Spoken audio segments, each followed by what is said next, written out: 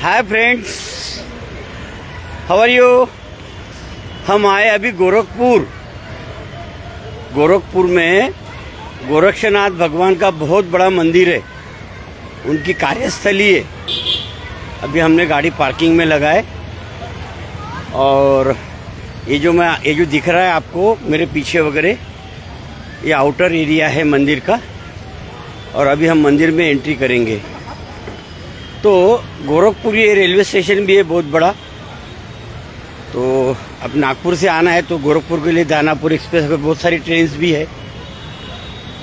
यहाँ से नेपाल बॉर्डर सिर्फ 60 किलोमीटर है और यहाँ से हम नेपाल जा रहे हैं। फिर अभी दर्शन करेंगे और नेपाल बॉर्डर पे ही हमारा स्टे है।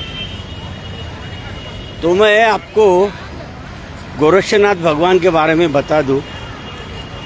गोरक्षनाथ भगवान ये नाथ संप्रदाय के भगवान थे और शिवजी के अवतार थे। और नाथ संप्रदाय दोस्तों शुरू हुआ दत्त प्रभु के पास से। मतलब दत्त प्रभु ने मच्छिंद्र को दीक्षा दी थी। मच्छिंद्र को दीक्षा दी थी नाथ संप्रदाय की। और फिर वहाँ से जो है नाथ संप्रदाय शुरू हुआ। ये देखिए अभी ये एंट्री की लाइन लगी हुई है। हम अभी मंदिर के प्रवेश द्वार में जा रहे हैं। यहाँ पे मेटल डिटेक्टर वगैरह वो चेक करते हैं शायद, और फिर वहाँ से हम अभी आगे जाएंगे। तो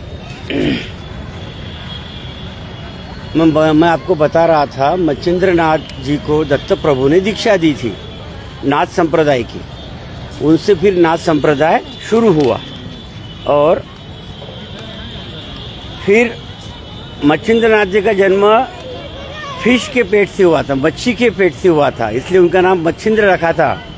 और वो नारायण के अवतार थे। और नारायण मतलब विष्णु जी। तो मच्छी के पेट से उनका जन्म हुआ, इसलिए उनका नाम मच्छिंद्र नाथ रखा गया था। दत्त प्रभु ने उनको नाथ संप्रदाय की दीक्षा दी और वहाँ से नाथ संप्रदाय शुरू हुआ। फिर मच्छिंद्र नाथ जी ने गोरक्षनाथ को नाथ संप्रदाय की दीक्षा दी। फिर वो गोरक्षनाथ बन गए। और उनका गोरक्ष नाम इसलिए पड़ा कि उनका जन्म गाय के गोबर से हुआ था। गाय के गोबर में 12 साल थे वो। और फिर जब मच्छिंद्रनाथ आए वो माता को पूछने के लिए, तो बड़ी कहानी है, अभी यहाँ पे बता नहीं सकता। मैं इतना बताता हूँ आपको कि गोरक्षनाथ जी का जन्म जो है वो गोबर के ढेर से हुआ था। जो भभूति में मच्छिंद्रनाथ जी ने अभिमंत्रित करके दिया था गोरक्षनाथ जी को, वो माता जी को, कि आपको लड़का होगा और वो त्रिभुवन में अपना नाम कमाएगा।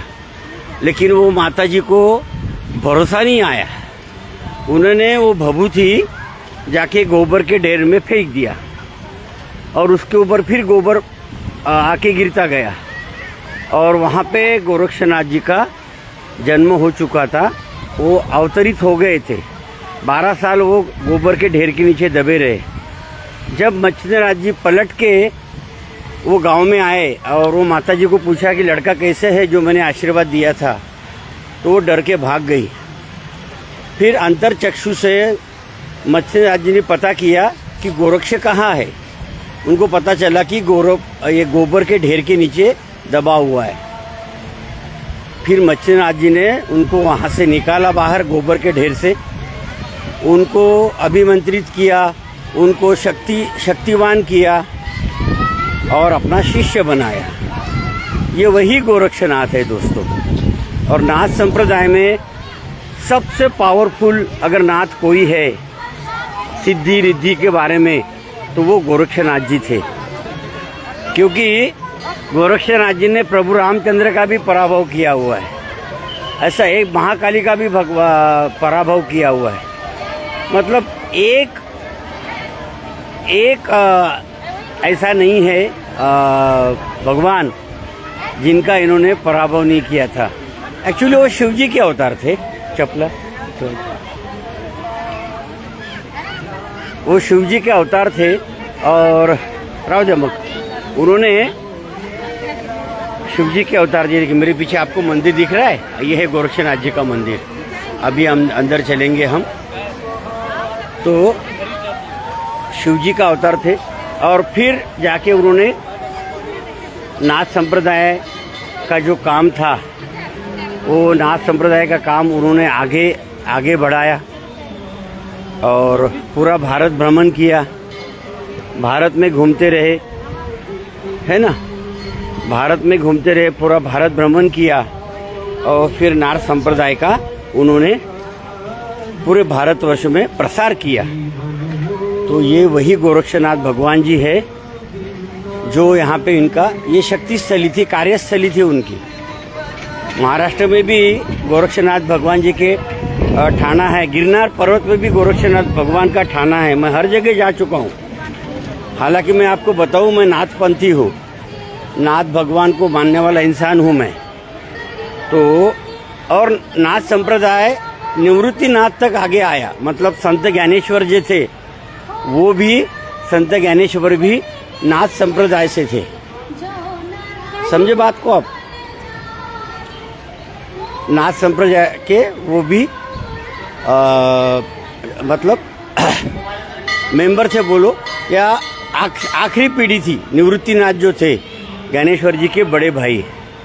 तो इस तरीके से नाथ संप्रदाय बढ़ता गया और नाथ संप्रदाय ने फिर मच्छिंद्रनाथ, कानिफनाथ, जालिंदरनाथ, ऐसे 11 मुख्य नाथ है और फिर उनके शिष्य परिवार, टोटल 98 नाथ है, नाथ भगवान, और जो पूरे भारतवर्ष में उनके मंदिर है।